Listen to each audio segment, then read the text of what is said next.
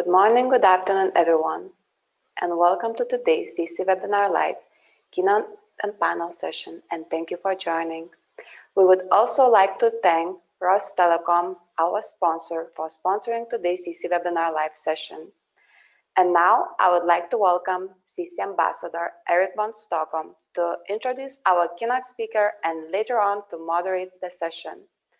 For our audience, if you have any questions to our keynote speaker or panelists, feel free to use the chat box option. And now that's all from me. Over to you, Eric. Thank you very much, Laura, and welcome everybody, and dear Carry community friends, partners, and members. Good to see you again with another webinar live session here. We count Monday, the 2nd of November, and we have a couple of senior experts lined up for you again on a very, very important topic. But before going into that, so on behalf of the Care community team, I would like to welcome you all to this branded CC Webinar Live session and a keynote and panel discussion, actually. So thank you very much to Rostelecom for and the team for the great support and for sponsoring this session. So I would all want to wish you a very interesting session today. Note that I would also like to welcome, let's say, everybody out there, so via the attendees via our Zoom session, but also on Facebook Live and all the other socials. So welcome to the Care Community Webinar Live session. So we're going to talk today about new products and business models to meet cable's future digital demand, meaning future consumption trends of bandwidth hungry consumers, which we all are, and more will be. And as mentioned, it's sponsored by Rostelecom. So as always, I cannot do this alone, and I all need my senior experts out there to join me. So Maxime, can I give you quickly a minute to introduce yourself to the audience? Yes, hello everyone, and thank you everyone to join this session. Maxime Makinin, I'm Director for International Carrier Department in Rostelecom. Thank you so much.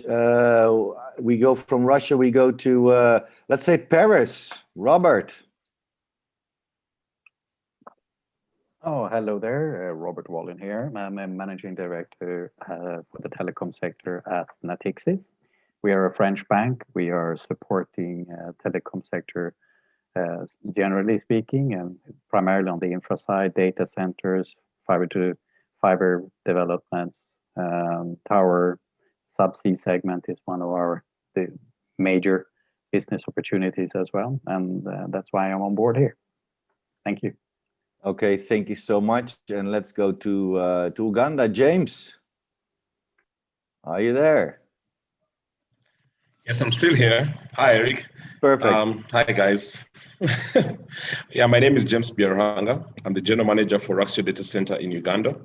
Raxio is part of a group of data centers that is called Raxio Group, and we're rolling out a lot of data centers in Sub-Saharan Africa, mostly focusing on Tier 3 and above.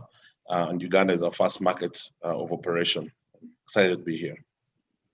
Thank you, and happy to have you, James. So let's go up north again to the beautiful Frankfurt in Germany. Jens. Hi, Eric. Thanks, and good afternoon, everyone. My name is Jens Leuchters. I'm the Managing Director of New Telco here over in Frankfurt. And we are mainly focused on carrier markets, and we are offering infrastructure as a service, mainly data center networks and neutral platforms as an aggregator, helping carriers to connect each other. And we have followed the topic neutrality as a service. So this is why we are also mainly supporting the carrier markets globally. Okay, thank you very much, Jens, and happy to have you as well. So to all, let's say, my fellow panelists, James, Robert, Maxime, and Jens, very honored to have you on this panel, and welcome to you as well. So yeah, for you out there, what we're going to do in this session, let's start first with a keynote presentation from Maxime. He's the Director of International Carrier Department at Rostelecom. And he's going to share his thoughts and his company views and strategy on with regards to the topic we are going to discuss.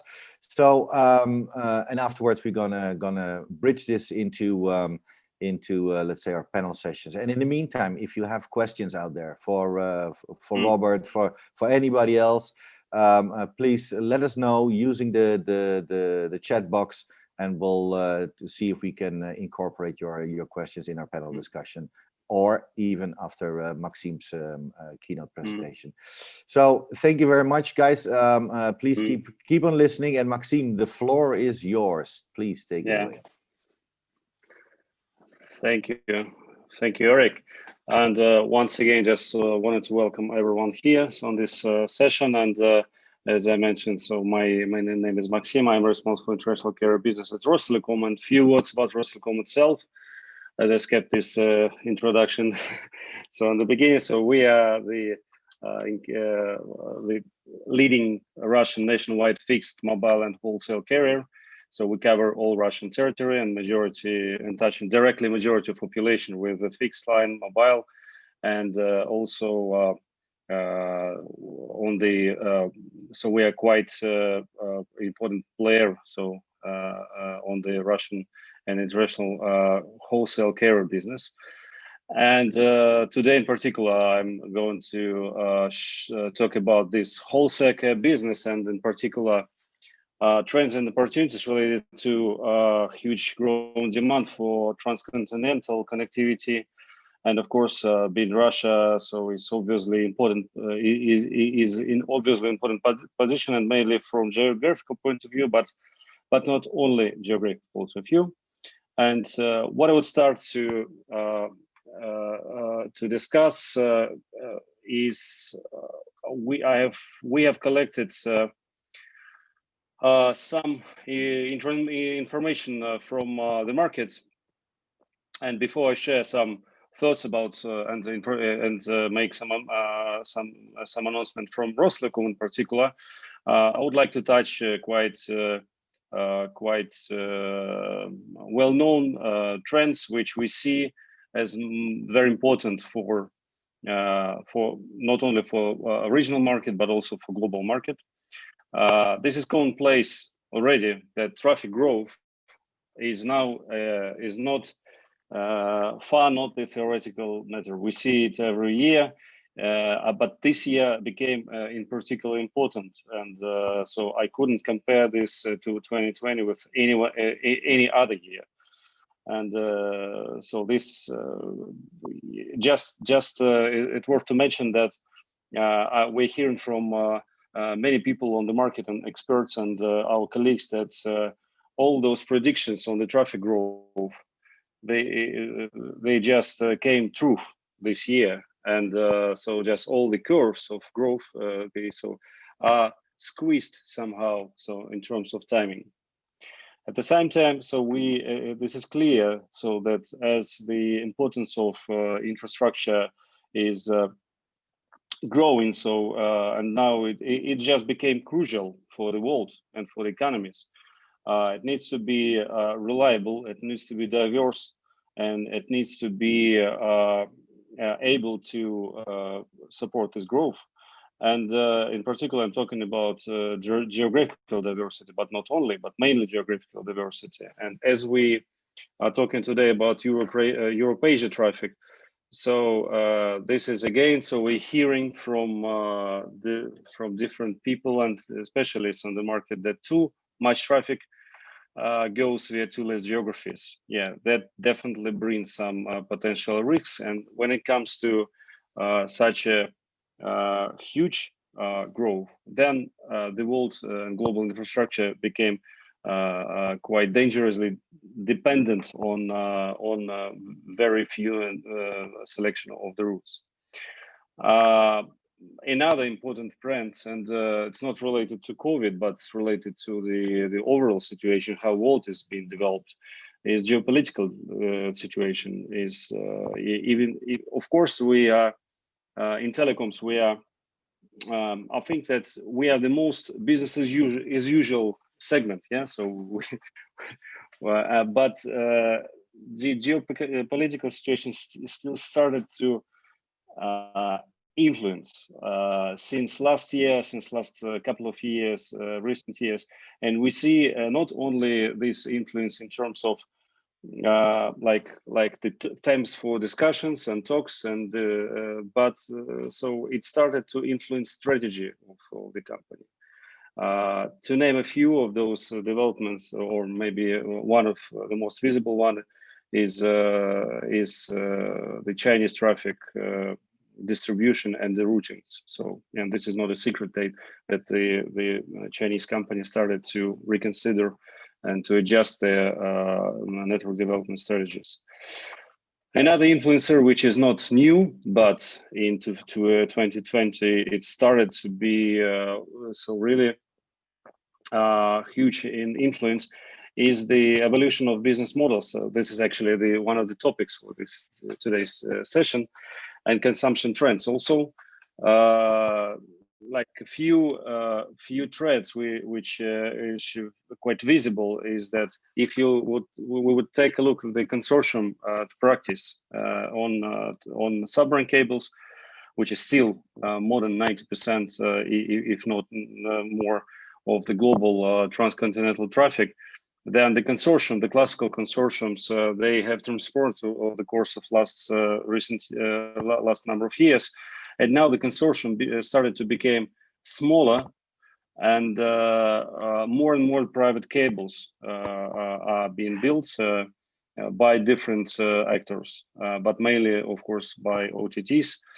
And another quite important thing is that the preference of fiber pair ownership versus capacity, because classical consortium, like 10 years ago, 5 years ago, so the majority of them were organized around the capacity, and the capacity was the key thing which consortium members were getting as a result of the building. But now it's definitely the fiber pair is something which is you know, became the standard de facto on these consortiums. And I just also wanted to touch a little bit Russian market. I'm talking about the terrestrial market, and actually in terms of the size of the market, we maybe compare it as a sea, like the distances are very similar to, let's say, the distance from Japan to West Coast, in particular 10-13,000 kilometers. So and that's why it's quite visible on the globe, and that's why I think it should be considered as an important thing. So our purely internal factor, which is I think it will start to influence the market, is that saturation of existing cables. But it's not only a Russian story, but also the global story, that lots of cable were built back in 10-15 years ago. And regardless the massive investments in submarine cables over the course of recent years, so still this huge amount of infrastructure will be end of life soon, which pushes the investments on the submarine cables. Another important thing is, as I mentioned about the Russian infrastructures also has been built quite a long time ago, and a lot of them will soon will be out of service even. But main thing is that regardless the effect of the end of life, there are two challenges in Russia in terms of the long-haul cables. I'm talking about that actually there is a lack of fiber pairs. For instance, if you want to buy a fiber pair from, I don't know, Mongolia to Finland through Russia, and this is actually nearly impossible to find the good quality offering on the market. I'm not talking about that those cables are old, not in terms of the time in operation, but also in types of cables. The majority of them are old standard, so and not ready to serve to accommodate new long-haul technologies on the optics. 200, 400G and plus technologies need new infrastructure, and those factors, I think, so they are from different domains, but all of them form kind of critical mass of factors which will influence, according to so our point of view, the influence the market and the size and type of demand also. And based on this, we have analyzed our own story. So and this is not a secret that the northern route of for transit Europe-Asia traffic is not the most popular right now because of number of reasons. I wouldn't analyze now why not, but I would like to analyze based on our feedback from the market, from the conversation with the professionals, what is actually missing, what is not even missing, what is desired for these terrestrial systems to be somehow comparable with submarine ones, and to be considered as one of viable options for massive traffic delivery. Mainly, in our case, of course, this is obviously in the Europe-Asia's traffic for Russia. It's very obvious thing. Yeah, it's closer, it's shorter.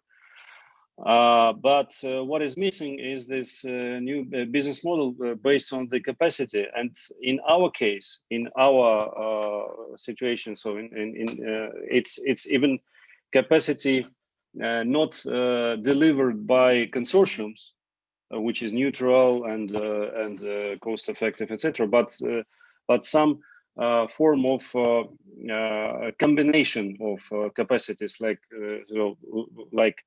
different countries, China, Mongolia, Kazakhstan, Russia, etc. So all these, so every players have different opinions, different structure, and of course this is not possible to buy dark fiber.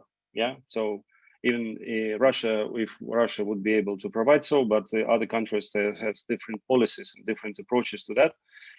So one thing is not able to buy now is not possible to buy the traffic to buy the infrastructure like fibers, and also neutrality. Jens has mentioned that neutrality is a service, right? But neutrality is a very important paradigm when it comes to transcontinental traffic. Also, security is very important. Also, the cost is very important. It's all of those. I think one of consequences from this neutrality and transparency, and only based on this, if those principles are met, then that would have the chance to become a solid investment options, and also. It will chance to influence the global traffic flows. In our case, in our part of the world, so which is Eurasia, so Europe to Asia traffic, etc. So this is what we think shall and will happen. And you see the graph, the diagram, so saying that so we definitely expect the growth of the portion of Russian route on this transit Europe-Asian routing. And here I just wanted to share with you why do we think so. This is a quick announcement of what we have recently started to do in Rostelecom together with partners. We have launched this so-called TE Next platform. TEA is actually our classical Transit Europe-Asia brand, so which exists since 2008 or 9, and now so we by living this geography beauty of this routing, we decided to make it open and to make it like very close from the customer experience and the user experience to submarine cable. That's why I've mentioned in previous slides, like inspired by submarine cable because of this neutrality, because of this openness and ability to buy infrastructure. And this is, we do believe, something which will change the market in few years from now. And I can say that this is, I think this is quite unique experience. Maybe because of that we just have pleasure to live in very long country, and we can control really long distances out of one entity and country and legislation also.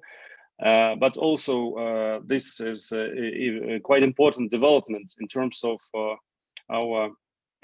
the environment in Russian telecommunication industry and in general in country. So we remain open, and this is like very good illustration of that. This is not the idea. So it's we have started already the construction, and I think so again. So like that will be our one of most important topics for us for discussions over the course of next years. And definitely we are very excited to announce this here on this in front of this audience, and I'm sure it will be interesting page in global telecommunication history, so to say. And yeah, so as you see, so we are at the very start of the project, but we have started already, and we start construction in Q1 2021 and 21, and then we once again we're very delighted that to announce that today.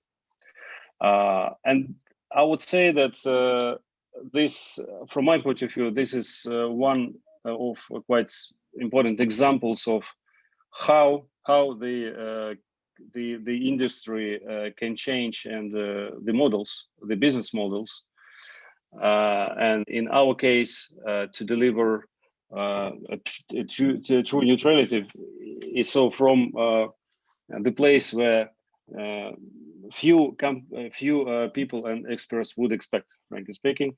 And yeah, so with that, that was my start of today's discussion, and my quick announcement from Rostelecom. Thank you very much, Eric.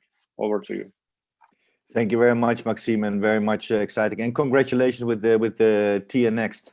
So because I can imagine it's a huge process to get to the decision, to get to the approval, and actually now you're starting it and rolling it out will for the, let's say, the full length will take a couple of years, as we saw. So again, congratulations for that, and sticking your neck out to make that happen. We just got a question from the audience, which is actually in the chat box, which is actually relating to this question, because you mentioned that I mean in and around Russia the cables are getting sort of EUL end of life. And the question was more that does Rostelecom has planned to invest in updating and renewing actually the infrastructure? Well, partly the answer is already given, but maybe you would like to get the opportunity to elaborate a little bit more on that one, Maxime. Yes, of course. We are doing this constantly. Every year, Rostelecom is not only replacing infrastructure, but also the building new ones. We built so now for our retail sector dozens of thousand kilometers every year. But that's definitely not only the long haul, but the metro and access networks. Yeah, and we are continuously doing that. Okay, of course, I can imagine you cannot sit still, and it's a constant investment. But sometimes people even forget how much money goes into those projects. It's amazing. So okay, so Maxime, thank you very much for sharing, let's say, the strategy and the scoop, let's say, from TN Next. So very happy to hear this here at the CC-Webinar.live, and Maxime, thank you very much for your for your keynote presentation. So guys, moving to and bridging it actually to the panel discussion, which of course I'll do with Maxime, but also with Robert, James, and with Jens. Again, what are we looking at here? So the new products and business models to meet cable futures digital demand, and the future consumption trends we see of actually our bandwidth hungry customers and consumers. So we're going to look a little bit into the new business models. We're addressing actually the future market demands. Maybe some new partnering models will come to the table, especially the next generation planning, which is always difficult, but we're in the digital era, so and the digital transformation, so we need to move the challenges and the opportunities it will bring. And of course, look what let's say the data centers and the IX and the peering will play in this. So and as a last point, maybe also a good point, which is sometimes mirroring actually what we're doing, especially on the investment, and I'm sure that Robert can elaborate on this one. How successful are we with our investments? Because by the end of the day, that also motivates us to keep on investing. And actually, Jens, maybe I can start with you. I mean, the current landscape, do we see new and different business models actually arrive and arise? If so, what do we see? What can you tell us? Well, I mean, there is a constant trend over the past years, of course. I mean, the COVID situation probably has been foreseen as a catalyst of the new business models that have arisen the market or came to the market a couple of years ago. So as you were rightly saying, there are a lot of capacity hungry applications, of course, but also there is what is really, it's not really a trend anymore, because the trend would be not the right name for it. It's the digitalization itself. So everything, if you speak, you can say software defined everything. So, you can take SD-WAN as an example, for instance. You see the trends. It's moving from MPLS networks to IP. Everything goes into IP. So this again drives capacity hungry application, and then there is a certain cost driver behind. So we see a lot of new. You will see a lot of new business models on the market. And then the issue for us, like what Maxime was just explaining with the new TEA cable that they are going to build. By the way, congrats to this, Maxime. Is really the problem in the industry, how the problem is going to answer all these trends, right? This is for the C cable providers, and I'm glad to see there are more private companies also investing into C cables like the OTTs. It's the same for terrestrial cable, like we need to be able to transport bigger capacities with new cable, and the transport equipment is requiring different cables. But then also it's like 5G wireless, so which is also on the market. So, and for us, it's like okay, this is all coming. You see the data fabrics are somewhere in the US, or a lot of them are in China. Not so much of them are in Europe. They are in the data centers. How do we connect the data centers, and how do we build those data centers? It's a very there's so many data centers providers. It's such a huge competition market, and everybody would like to be differentiate a little bit from the others. And how do we build an open architecture that allows us to offer a kind of neutrality? And this is very important, because this is driving for us the new business models. How are we going to answer those things? Because we distinguish between two things here. What is the legacy installation that we always have in the data centers, which we all know goes down to the interconnection, cross connects. It's all very physical. And how can we evolve this into a more digitalized way? to reduce the cables that we use, everybody uses, because it makes also it drives a lot of inflexible. It will make a customer very inflexible. So if you think about a customer who does have an installation from the carrier market in a certain data centers, they have thousands of cross connects to within the carrier community. So it makes you so inflexible in a certain way. And that's for us is a big question that we ask ourselves: how can we support the market to digitalize it further? We think we did it with, or we do it with our layer 2 platform, which we rolling out across Europe to supporting and helping further digitalization. So then it will give, again, more neutrality, opens the market.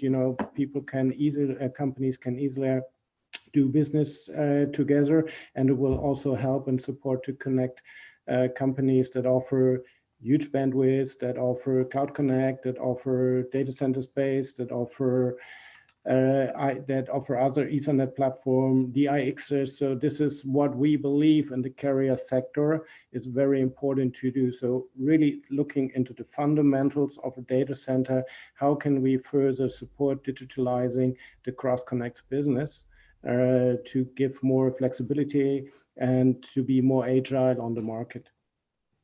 Okay, thank you very much, Jens. Robert, from your point of view, how do you see the landscape, and from a business point of view, from business model point of view, and maybe you see some changes there that they're happening as well, or actually already being implemented as well, because you're on the investment side, of course, with Natixis. So, what can you tell us? Well, we are looking at the market not only from a, shall I say, an M&A perspective, where people are potentially buying an existing operation, or they want to build a new one, or they're looking at, and from our side, we are also looking at financing these projects when they come to maturity. So what we can see is, of course, that the OTTs are the big drivers, in terms of demand. They are cloud solutions, whether any one of the OTTs you mentioned is there. But they don't necessarily want to operate what they need, what they are willing to co-invest in. So we are seeing partnerships between, shall we say, private subsea cable operators, where they are saying that we are buying, let's say, 12 fiber pairs, and the OTTs are taking 6 or 8 of these, and then the private operator takes the remaining fiber pairs and then sell capacity, or more commonly IRUs, if the people don't need the full fiber pairs. And what we are seeing is basically construction financing, creating new networks on the back of the big OTT. So it makes it more economical. It makes, shall we say, the investment less cumbersome. The private investors, they have a relatively clear path to a sell of the initial investment they have done with equity. From a bank's perspective, financing this, they are looking at a relatively short-term construction contract, because everybody has got what they want. So in 3 to 5 years, you may have some O&M working capital requirements. But we are seeing this not only on, shall we say, new build, but also on repurposing of old build, so to speak, where perhaps for geopolitical reasons, you have assets that are in the water somewhere, but not necessarily connecting it in either end. Coming to the Rostelecom project there, I think this is the main question. If you're able to get the big users onto your project, you have a large chunk of the transportation taken care of. Now, will the geopolitical environment allow you to do that? That is sort of the other question. If we are looking at who are, shall we say, the big off-takers of the data demand. But what we are seeing is an acceleration in the demand, not, shall we say, partially caused by the pandemic. I would say that in some cases we are 2-3 years into our 5-year expectations, and what we may see perhaps is that we are plateauing during next year, but right now the demand is vastly greater than we expected at this time last year. Okay, thank you so much. James, I mean, I know you're in rapid pace, you're building out more and more data centers throughout Africa. How would you describe, let's say, the current landscape, and especially, let's say, do you see, let's say, some shift in business models, or are we in the middle of it? Hi, thanks. So I think the guys before have kind of painted a clearer picture of what's happening in Europe. Obviously, Africa is a totally different landscape. And I think maybe it helps to kind of just give a bit of a high level on the landscape in Africa, and then we can just chat a little bit about where we're seeing things going. So just to put in context, you find like East Africa caught on late on the submarine cable game. First cables came up in 2009. We have about 5 active cables on the East African continent, and about 3 being built, ready to come up this year. 1 more planned for like 2023. About 8 cables on the West African side, 4 coming live this year and next year, and then 1 planned. We have Africa in general. We have a very low penetration of tier 3 and tier 4 data centers.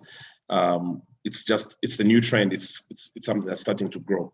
We've seen most of these kind of investments in South Africa with Terraco, obviously, who's a big success story, and then Nigeria and Ghana beginning to catch up with a few interesting data center projects as well. East Africa, we had a couple of them coming up last year, with Icolo taking the drive, and then East African data center as part of the whole Africa data center project also starting to become really, really active. But that's just one side of things. You find also another challenge we had in Africa in general was low penetration of terrestrial capacity in terms of significant capacity to evacuate submarine cable capacity, and mostly driven by government initiatives that were for a different model, which was e-governance, so to speak.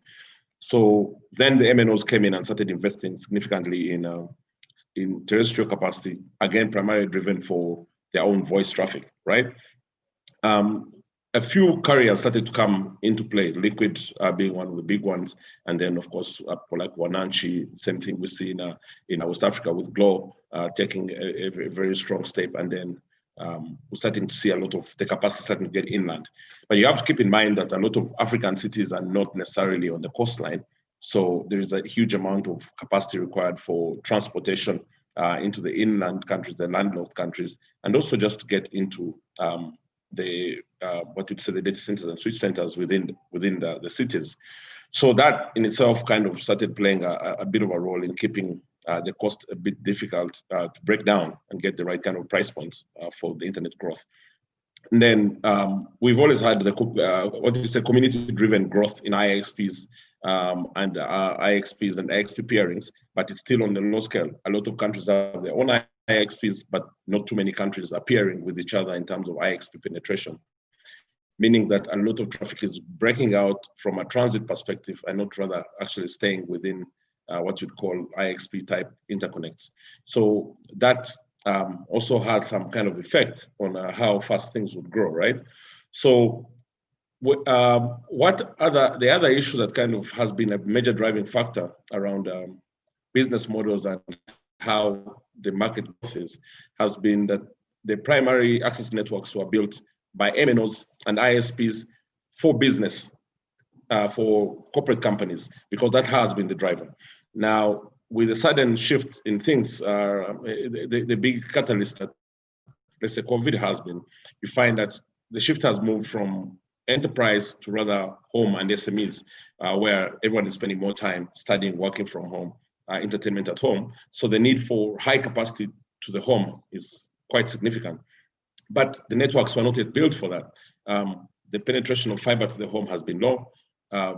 The access networks that were built initially were for mobile voice and GSM, and of course mobile money transactions. So you find that right now there's a huge need for a lot of capacity for homes, even more than that was required for the corporate market. So, and this coupled with the fact that the traditional access networks or fixed access networks were driven by the incumbents, which were government telcos, that have mostly collapsed because they couldn't keep up with the competition of the mobile network sector. You find that a lot of the copper and fiber that was in the ground really isn't being utilized. So there's a huge need to start building a lot of access network like fiber or levitating towards end of 4G to 5G to be able to meet the customer requirements. So what does this really mean for the business models that had already been built? There's a need to significantly shift from what was the initial plan. If it was an MNO type business model, there's a need to start shifting towards, huge capacity fiber to the home. There's a need for data centers to sort of start penetrating the sub-Saharan Africa to be able to create the right home or environment for CDN penetration. This has not been something that's significant within Africa. We are not seeing a lot of presence of CDN presence. You see a big announcement every once in a while, like Amazon extending the edge into Cape Town, and that's quite a big thing. And yet Cape Town is one of those highly connected places, and yet the rest of Africa is not getting a lot of this kind of CDN action. So what we think the effect of all this is going to be on the market and the business plans that people are building is, one, of course, establishing strategic partnerships between subsea providers and terrestrial providers to literally extend or create virtual landing points in data centers in country, so that you don't have segmented costing that eventually still keeps the cost of transit very high, which will obviously stiff for the market. A lot of need for IXP peering between different countries and IXP partnerships with carriers. We've already seen a lot of players doing some strategic partnerships with CDNs, people like Work Online in Africa, basically being able to extend content in country at what you'd say strategic pricing. We've also seen a huge shift, especially from the Eastern giants, people like China Mobile, China Telecom, PCCW, beginning to offer Eastern destinations at in a specific way, so that they're basically only routing ASNs coming out of like the Eastern blocks in order to make the cost a lot cheaper for traffic destined to that direction. So a lot of carriers are forced to have to innovate and find where their strengths are in order to be able to carry a lot of this CDN traffic and bring it as local as possible. Because inevitably across the world, Africa has grown in terms of traffic over the last 9 months so significantly, but I would say that the networks were not designed and prepared for this abrupt growth. So everyone literally has to shift their model. And unfortunately, that also means the regulator needs to quickly shift their positioning, because other than that, then there will be a conflict in the growth of the internet. So that's kind of like the playing field here.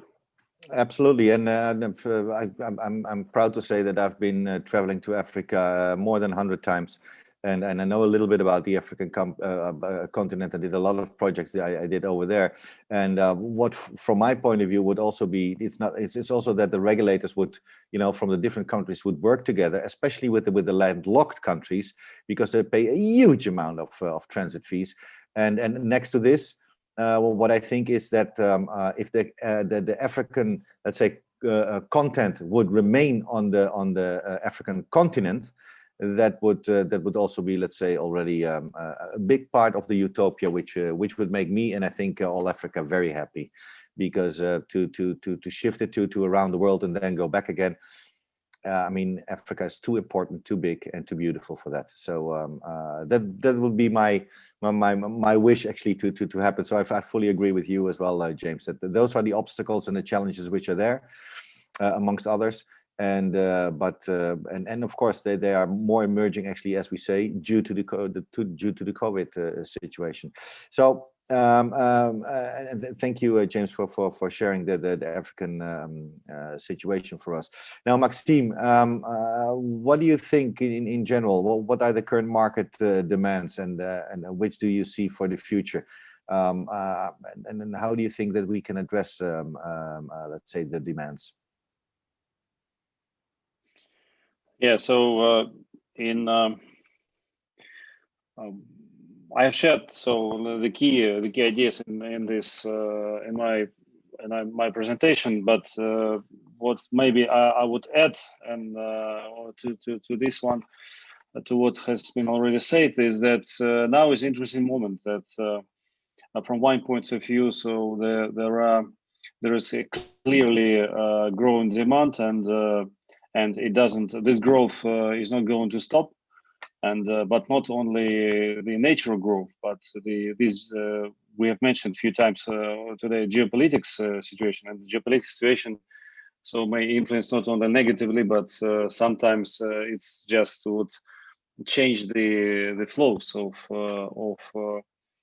the traffic, which clearly would bring more opportunities, for instance, to our region. So I'm talking about openly talking about the Chinese market, and also in Asia we see that some changes in intra-Asia traffic. So because still there are some different geopolitical areas who is trying to readjust their policies. So that's interesting thing, and very interesting times.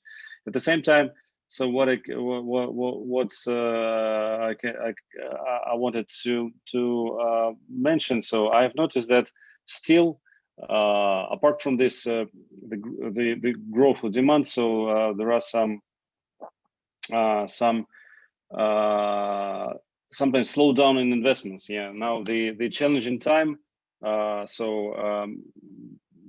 brings risks to the much higher levels, let's say. And some people say that yes, that we will see what will happen. Then of course even thought that there is a strong opportunity now, because now if the industry is under invested, or some segments under invested, then it's clearly sooner or later will become quite big challenge. Yeah, because if now, let's say, we have enough capacity, enough cables to deliver traffic, but without investing now, so there might be some issues with the or shortage with the infrastructure in few years, let's say in 2 years, 3 years, 4 years. And now this is very interesting moment that that brings opportunity, but that needs some, how to say, jump of truth, or the truth jump of trust. Yeah, so it's a definitely risky time and risky solution. Maybe I will like to address this question, if you don't mind, to Robert. So I think that I don't know if you see the or feel the similar trends now or in nearest future, and how, by which extent do you think so it's that's definitely a big driver and influencer. Sorry So, for Eric for asking a question, but actually, so that's just okay. that was my thought. Yes. No, it's absolutely perfect, and that's why we're sitting around the table here virtually to make sure that we share all these thoughts with our audience out there. So, Robert, the direct question to you. Sure. Yeah. No, I noticed, and I think that we do see sort of leaps of faith, as was what you were looking for there. Yes. In the investment community, they are. I think that most people are convinced that the demand we are seeing today is not just a shall we say, a blip where it will go back to a lower number, a significantly lower number going forward. So investments that are being made in transatlantic cables, or trans-Pacific cables, or intra-Asian cable, and even through Middle East to Europe, we can see a number of new projects and expansions coming to the market. And there is a leap of faith from the investor community, very much based upon what I mentioned before, that a big chunk of the investment is taken up by investment grade companies, whether these investment grade companies are the OTTs, or if it is a specific telecom operator. That doesn't matter as much. I think if you are shall we say, one of the US-based OTTs today, and you want to have an Asian connection, there are certain geographies that are difficult for them to get landing permit on, as we have seen, and therefore there is a certain careful approach to who, where you are having your landing, with whom you are sharing the landing, but there is, shall we say, there are investors who are willing to take a bet on the remainder of the capacity after the telcos or the OTTs have, shall we say, taken up a significant chunk of the investment upfront. But is that because they are more clever, or they just want to take a bigger risk? No, I think that the feeling is that, or both. Well, I think their monies are looking for return, and if you are today making an investment in a data center or a fiber, you are probably looking, if it's up and running, you're probably looking at single-digit return on investment. So not so exciting.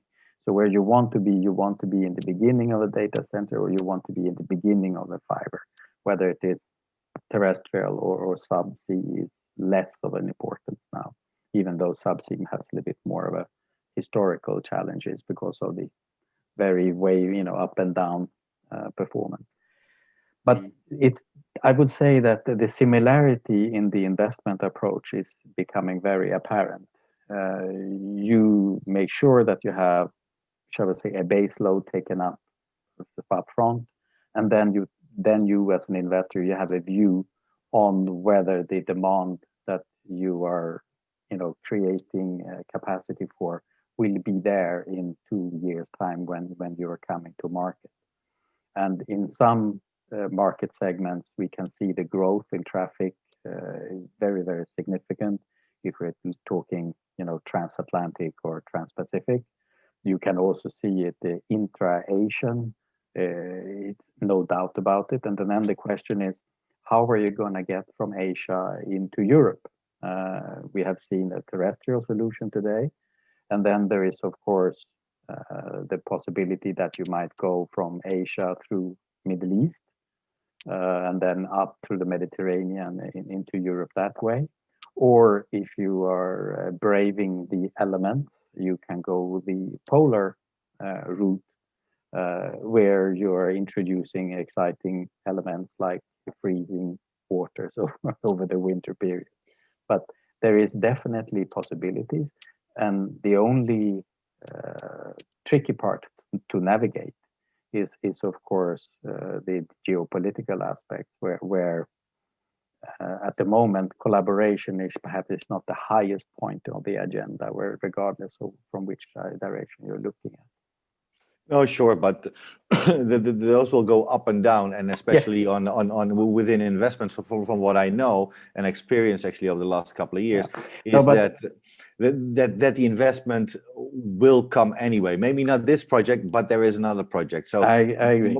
Money is there, and if the return of investment is let's say high enough and fast enough, you mentioned this already.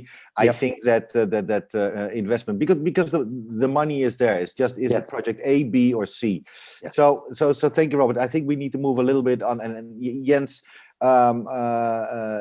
if I may ask you, we looked a little bit into the, let's say, the new partnering models of what's going on, and it's already happening, and especially between the cable operators and content providers, subsea cable operators, and the data centers. So and where especially the IX, which James already elaborated a little bit on, and play quite a role. Now, besides the investments, which is clearly, as Robert mentioned, and Maxime, is a challenge. Is it in a terrestrial, if it's a sea cable or a hybrid? We all know this. But what other key challenges do you see, and or main issues that actually could actually affect the providers? What do you see? Yeah, well, not only effective providers, but the providers per se could be the challenge themselves. So it's like, you know, you shoot yourself in the foot, right? Could well be. So the thing is, so we, of course, the challenges are what we have heard so far. Of course, also for us, challenge is the investment, is the economy of scale. So if I take this specific example, for instance, you know, of course, every player has kind of an Ethernet exchange already in the market, and they're offering the Ethernet exchange to their customers. As you know, here on your platform, you can easily interconnect each other, or you can collaborate each other. So, but this is very limited to whether it's a data center provider or it's a network provider. So, and then building kind of a next layer, kind of a hyper exchange platform, yeah? Like you can take it like, you know, compared with a cloud installation. Yeah? You have a number of various clouds, and then you have a hyper cloud solution that allows you to work with any cloud you want to work with. So, and you know, building this kind of platform is possible and doable. So, you know, building a kind of a more global or wider virtual meet me concept, and that could be already in a data center at the edge, could be already in a landing station. And of course, need to have the partners who are willing to participate on these kinds of platforms, not just all the exchange platforms that are already available on the market. Also, you know, it need to get a little bit push from the market to those providers. Hey, we want to meet a certain different partner, which is not in that data center, but he may be in that other data center, and he again has a connection to an IX, which we may be in Africa, which we would like to get connected to. Please help us to support us to collaborate.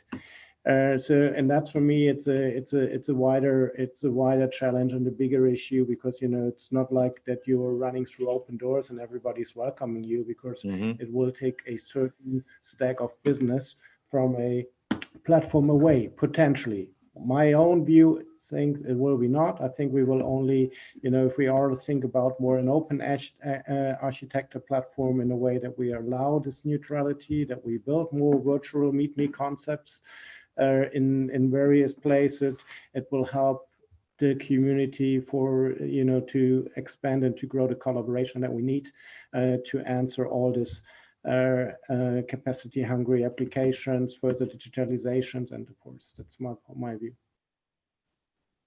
Okay, thank you very much. Looking at the time, guys, we're moving already. Time travels fast, but we're going there. So let me do a quick last round and some really key senior advice from you guys.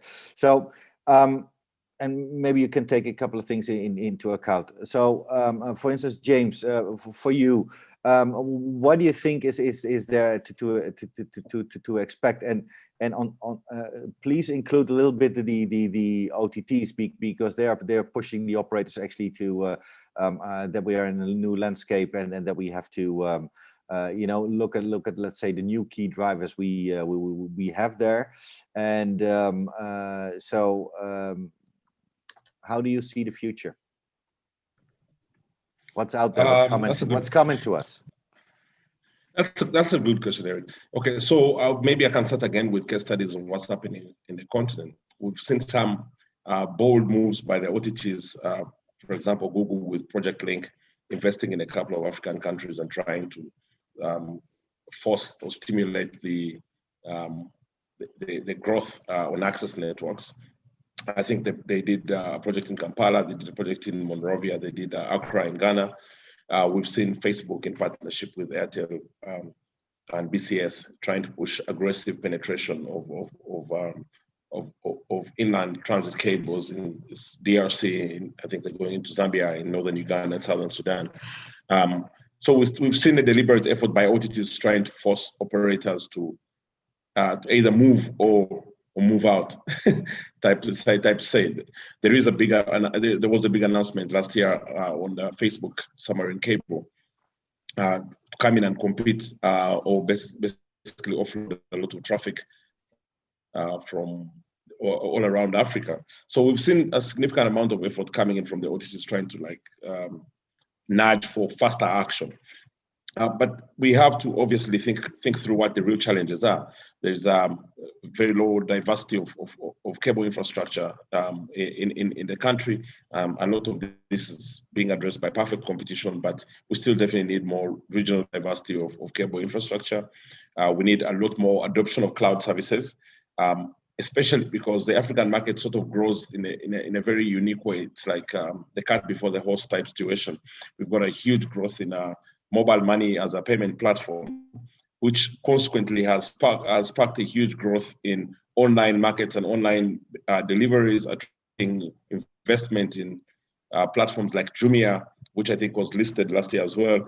However, you find that the transport networks and the access networks are not growing as fast. What I think is going to happen in the near future is I think this bulging youth population in Africa is going to literally force the providers and the CDNs and the OTTs to act faster than they've acted in any other markets before.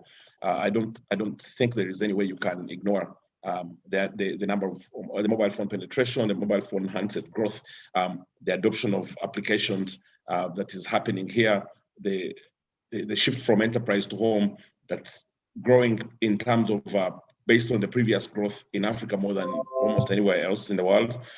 I believe that what we're going to see in Africa is what I would call a gold rush, or should I say a land grab.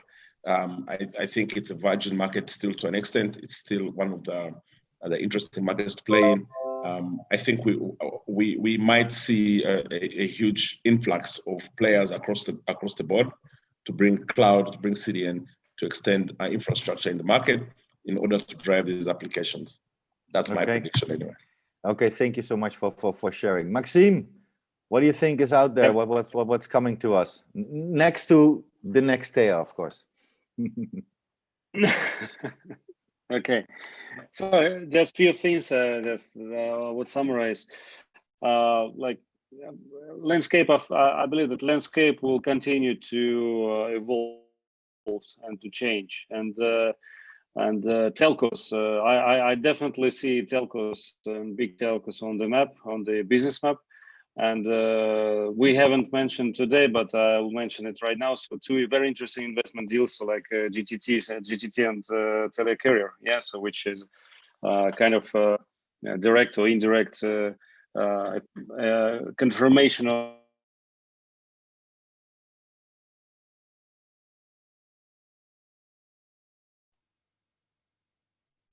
I think we are losing Maxime. Not sure. Must be. I've said something wrong. But okay. Immediately censored. No, just that's another trend. Yeah, and that please continue. Please continue. Yes. Then yeah, so landscape will continue to change for business-wise, and we will continue to see the new business model, new project, and also the telco value. So will be reconfirmed. So I'm sure in that, and I do believe in this leap of faith, as Robert has clearly mentioned, and I'm sure that those who are investing in challenging times so are getting the good things in the end. And of course, I'm looking forward, and just for me, it's no question that the global traffic map, distribution map, will change dramatically over the course of the coming years, 2 to 4 years, maybe earlier. Not only because of our new beautiful project, which I have mentioned today, but also about a number of undertakings we are seeing on different markets. Yeah, and definitely the future is, I still believe in this, is bright. Yeah. Fantastic. Thank you, Maxime. Jens, so what is your prediction? What's heading to us in the future? What we will see? Pretty well. I agree what Maxime was saying. So I think the landscape of the current providers will change a little bit more from the current providers, so that the telecoms, the traditional telecoms, they will lose more markets to OTTRs, I believe so. Right? So that's on one hand, it drives the competition. On the other hand, it's a little bit worrying because again, it's, for me, the neutrality is on risk. in a way. So that's something that I think may happen and we may see. Still, the future will be looking bright, of course. Yeah, as long the world remains data hungry, and we in our industries who are producing the answers to the data hungry application, and as well the banks and the equities who are helping to financing it. So we will continuously working it. So we will still see a lot of good new developments that will come into the future. But again, a little bit watching out with care. So where's the market moving into? Who's going to play and the bigger role? And will it be a little bit less diverse? Yeah, I think it will. Okay, thank you very much, Robert. Maybe some last famous words from your side. I mean, being on the investment and the caring, the social responsibility side of the business. Please, what do you see coming actually? Well, I think that we are going to see sort of new ways for the telecom operators and the OTTs to collaborate, because we should not necessarily be so focused on the clear development that is taking place here in Europe, where most countries have a policy which is built upon government subsidies to bring fiber to the home over a period of time. And so you're seeing, shall we say, the most attractive places in your respective country, there are no subsidies, and the further out you get into the rural areas, then the governments are supporting either with exclusivity contracts for a long period of time and with an element of subsidy to allow the consumers to access through broadband through the fiber or other technology, depending on where they are living. And I see we have got a question here from our chat box, which is, how do we see subsea cable that transforming into terrestrial fiber to reach shall we say, not the sort of mega cities around the world. And I think that if we are looking at sort of Africa for a moment there, and if we look at some of the old models of managing bringing new technology into the more rural areas, it was through the Universal Service Obligation, USO. So if the OTTs are willing to push to go into more rural destinations in our world, there is nothing preventing a government to basically to put up a Universal Service Obligation fund and allow those who are interested in bringing sort of the better broadband and better technology out to the more rural areas, and doing it in a way that will not be impossible to cover from a return requirement point of view. But it takes time. It's not built in one day. Sure. But if we take a leaf from what has been done in the past to propagate technology into more rural areas, I think this is not necessarily a bad way. Assuming, of course, that the government will make sure that the money actually is being used for what they were being meant from the beginning. Absolutely. Thank you, Robert. And ladies and gentlemen, we come to the end of this CC live session. We were discussing the new projects and business models to meet the cable's future digital demand, especially on the future consumption trends of the bandwidth-hungry consumers. This session was sponsored by Rostelecom. So Maxime, thank you and the team for bringing this out in the world. I would like to thank everybody who attended this session, and then also via the socials and on Facebook. So ladies and gentlemen, thank you very much. I hope you really loved our session and sharing. We'll be back soon. And before I say, before I give the word to Laura back in the studio in Berlin, I would like to thank Jens, of course. So greetings to Frankfurt. James, my greetings to Kampala, Uganda. Thank you so much. Robert, Paris, fantastic having you. And Maxime, as always, Gentlemen, an honor. Thanking for being with us and then sharing your thoughts. And for me, it's now ciao for now, and I'll give it the word back to Laura at the studio in Berlin. Thank you, guys. Thank you. Thank you. Thank you. Thank you, Eric. Dear all, we're at the end of this webinar session, and I would like to thank Maxime for interesting presentation, Eric for moderating, and our panelists for joining and sharing the valuable knowledge. I also would like to thank audience for joining us and listening. This panel will be soon available on CC Media portal for you to watch it. We are looking forward to welcoming you in our next session planned for the 12th of November.